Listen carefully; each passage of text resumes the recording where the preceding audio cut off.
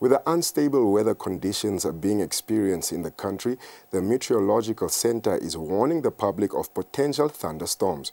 Odile Kubetse says that the developing thunderstorms in the northern and eastern parts can cause damage to infrastructure.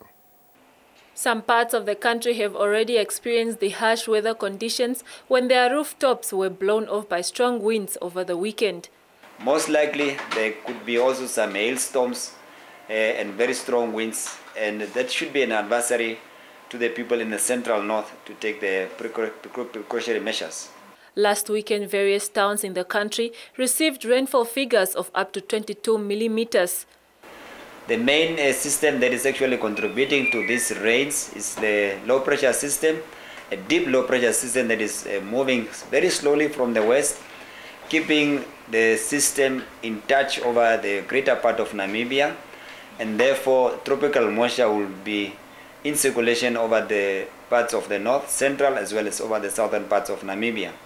The prospects of rain will remain favorable, and hopefully Namibia can expect a favorable rainy season.